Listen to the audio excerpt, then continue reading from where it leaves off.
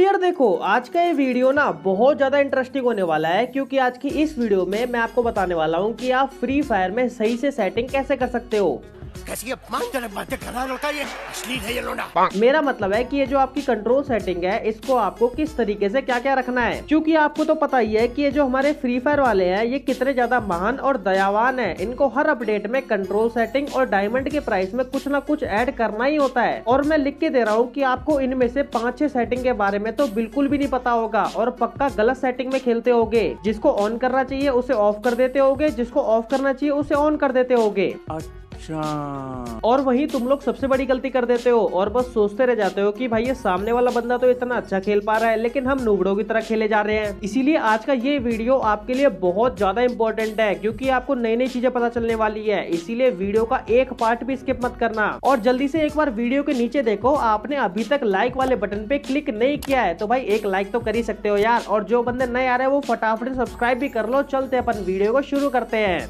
तो मैं आ चुका हूँ सिंपली अपनी कंट्रोल सेटिंग्स में, और यहाँ पे जो सबसे पहला ब्लॉक है ना वो है शूटिंग का। और इसमें हमें 3 ऑप्शन देखने को मिलते हैं। सबसे पहला है एम प्रिसीजन, दूसरा है लेफ्ट फायर बटन और तीसरा है होल्ड फायर टू स्कोप। तो सबसे पहले बात करते हैं कि अगर आप अपने एम प्रिसीजन को डिफॉल्ट पर रखोगे तो क्या होगा। तो अगर आपने इसे डिफॉल्ट पे रखा हुआ है तो इससे आपको बहुत ज्यादा फायदा होने वाला है, क्योंकि जैसे कि मान लो कि आपने अपने एम को अपने एनिमी के थोड़ा सा साइड में रखा हुआ है, तो जैसे आप अपने एक बार अपने फायर बटन पे क्लिक करोगे तो आपका एम ऑटोमेटिकली एनिमी के ऊपर चला जाएगा।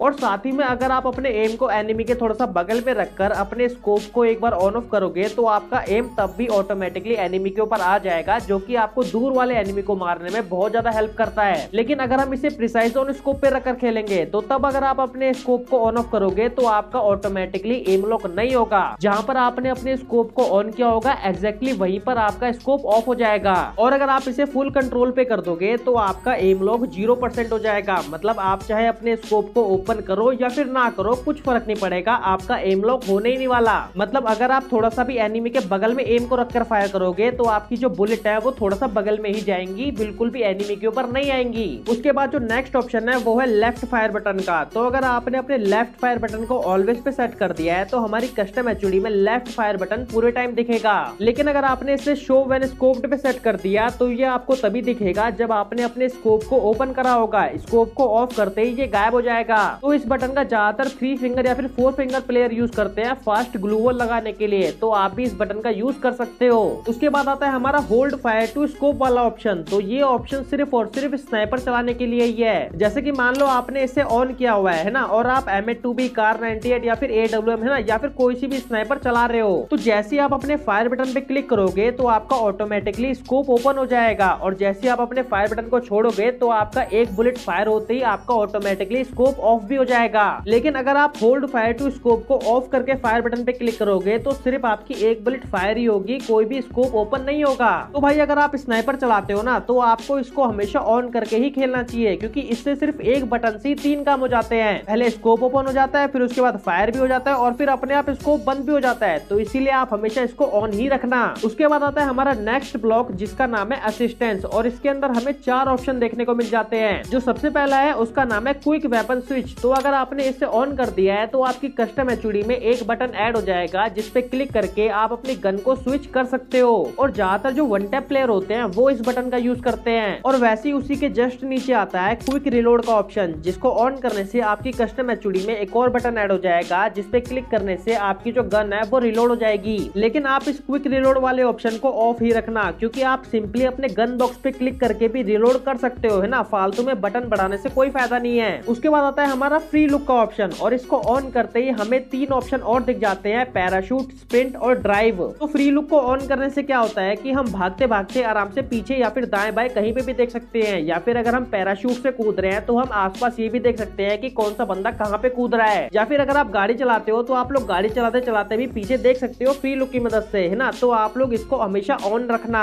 और फ्री लुक के नीचे जो ऑप्शन आता है उसका नाम है ऑटो स्विच गन, है ना। तो ये भी एक काफी बढ़िया ऑप्शन ऑप्शन है इसको आप लोग ऑन कर लेना। तो इसका काम क्या है कि जैसे कि मान लो आपके पास 2 गन है ना, और फाइट करते करते आपकी किसी भी एक गन की गोली पूरी की पूरी तरीके से खत्म हो चुकी है, तो अगर आपने ऑटो स्विच गन को ऑन कर रखा होगा तो ऑटोमेटिकली आपके हाथ में वो गन आ जाएगी जिस गन में गोलियां होंगी। लेकिन ये बात याद रखना कि ऑटोमेटिक गन स्विच तभी होगी जब आपकी एक गन की गोली पूरी की पूरी तरीके से खत्म हो गई होगी। उसके बाद आता है हमारा नेक्स्ट स्लॉट जिसका नाम है थ्रोएबल्स, है ना, और इसके अंदर हमें 2 ऑप्शन देखने को मिलते हैं। सबसे पहला है ग्रेनेड स्लॉट का। तो अगर आपने अपने ग्रेनेड स्लॉट को सिंगल स्लॉट पे कर रखा होगा तो आपकी जितनी भी ग्लू वॉल होंगी या फिर जितने भी आपके ग्रेनेड होंगे वो आपको एक ही बटन में देखने को मिलेंगे। लेकिन अगर आप इसे डबल स्लॉट पे कर दोगे तो आपको ग्लू वॉल के लिए एक अलग बटन मिलेगा और ग्रेनेड के लिए एक अलग बटन मिल जाएगा। और मैं भी इसे डबल स्लॉट पे रखकर ही खेलता हूँ, तो आप भी इसे डबल स्लॉट पर ही रखना। और उसके नीचे आता है ग्लू वॉल स्मार्ट थ्रो का ऑप्शन, है ना। तो ये ऑप्शन मुझे बहुत ज्यादा बेकार भी लगता है और कभी कभी सही भी लगता है। तो इस बटन से क्या होता है कि अगर आप इसे ऑन कर दोगे तो आपकी गेम में जो ग्लू वॉल होती है, अगर आप उस बटन पे क्लिक कर दोगे तो आपकी ग्लू वॉल अपने आप ही लग जाएगी बिना फायर बटन पे क्लिक किए।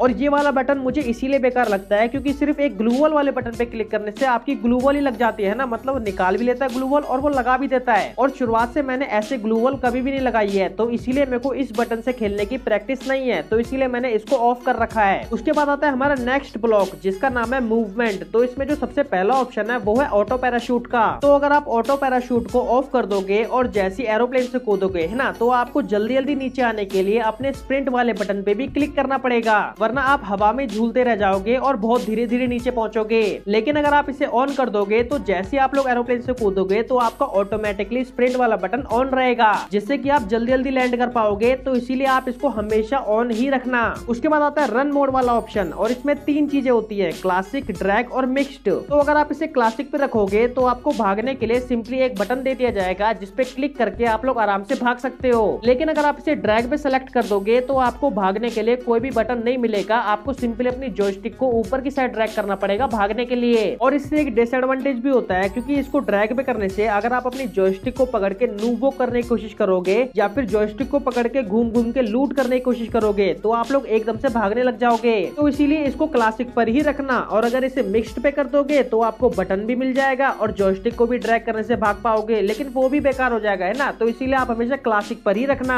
उसके बाद आता है व्हीकल कंट्रोल का ऑप्शन, 1 हैंडेड या फिर 2 हैंडेड। तो इसको अगर आप 2 हैंडेड पे रखोगे तो आपको गाड़ी चलाते समय स्क्रीन पर 4 बटन दिखेंगे, 2 होंगे लेफ्ट राइट के और 2 होंगे ब्रेक और एक्सेलरेट करने के। लेकिन अगर इसे 1 हैंडेड पे रखोगे तो आपको कोई भी बटन देखने को नहीं मिलेगा, आपको अपनी गाड़ी चलाने के लिए अपनी जॉयस्टिक से ही सब कुछ कंट्रोल करना पड़ेगा। और जॉयस्टिक से गाड़ी चलाते समय गाड़ी चलती कम है, ठुकती जाता है ना, तो इसीलिए इसको 2 हैंडेड पर ही रखना। उसके बाद आता है हमारा नोटिफिकेशन वाला ऑप्शन जिसमें सबसे पहला है इन गेम टिप्स। तो अगर आप इसे डिफॉल्ट पे रखोगे तो आपका जो सेफ जोन श्रिंक होने का टाइमर होता है वो आपको पूरा का पूरा लंबा लंबा दिखेगा स्क्रीन पे। लेकिन अगर इसे सिंपलीफाइड पे कर दोगे तो जो टाइमर वगैरह होता है वो आपको छोटा सा दिखेगा कोने में। उसके नीचे है एलिमिनेशन नोटिफिकेशन। तो इसको क्लासिक पे रखने से अगर आप किसी को किल करोगे तो वो जो किल करने का जो ऊपर फोटो सी बन के आती है वो थोड़ी सी एनिमेशन के साथ आएगी और थोड़ी सी एनिमेशन के साथ ही जाएगी। लेकिन अगर सिंपलीफाइड पे कर दोगे तो बस वो एक फोटो आएगी और ऐसी चली जाएगी, है ना, कोई भी ट्रांजिशन या फिर एनिमेशन देखने को नहीं मिलेगी। तो अगर आपका लो एंड का फोन होता है तो आप इसे हमेशा सिंपलीफाइड पे ही रखना। इसके बाद आता है हमारा लास्ट ब्लॉक जिसका नाम है विजुअल्स, और इसमें जो सबसे पहला ऑप्शन है वो है डैमेज इंडिकेटर का। तो अगर आप इसे क्लासिक पे रखोगे और अगर बॉडी पे डैमेज दोगे तो आपका जो बॉडी पे डैमेज होगा वो येलो में दिखेगा और जो हेड पे होगा वो रेड में दिखेगा, और जो डैमेज होता है वो थोड़ा ज्यादा देर तक स्क्रीन पे दिखेगा और छोटा छोटा डैमेज दिखेगा। लेकिन अगर इसे न्यू पर कर दोगे तो अगर आप लोग बॉडी शॉट मारोगे तो आपको व्हाइट कलर का दिखेगा डैमेज, है ना, और हेडशॉट मारोगे तो रेड का ही दिखेगा,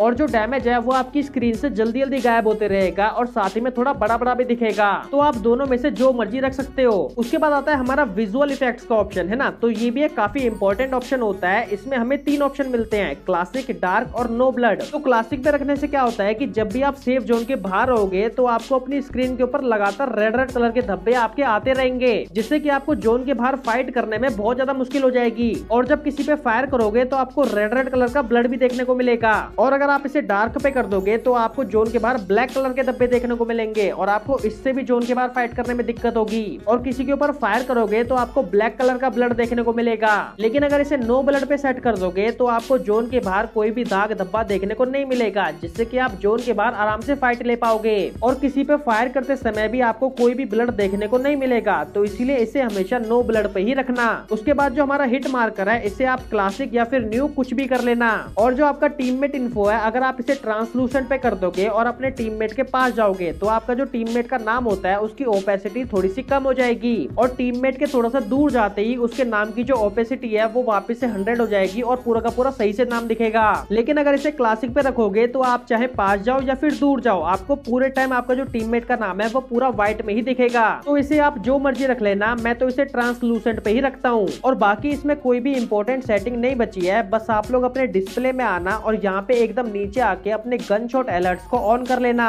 जिससे कि जितने भी एनिमी जहाँ से भी फायर कर रहे होंगे वो आपको अपनी स्क्रीन पे साथ के साथ दिखते रहेंगे एक बुलेट के सिंबल में, है ना। तो आप लोग इसको हमेशा ऑन करके रखना। और भाई सच बता रहा हूँ कि ये जो सभी सेटिंग्स है ना, इनकी एक एक क्लिप लाके सही तरीके से बताने में बहुत मेहनत लगी है ना। मतलब ऐसा मान लो कि यार 25-30 बार गेम में घुस के निकाल के क्लिप लेके आया हूँ। तो इसीलिए अगर आप इस वीडियो को बिना लाइक किए जाओगे तो यार बहुत बुरा लगेगा। और भाई प्लीज यार सब्सक्राइब भी कर दो यार, है ना, प्लीज कर दो, है ना। आपके एक सब्सक्राइब से बहुत अच्छा लगता है। मिलता हूँ मैं आपसे नेक्स्ट वीडियो में, तब तक के लिए बाय बाय।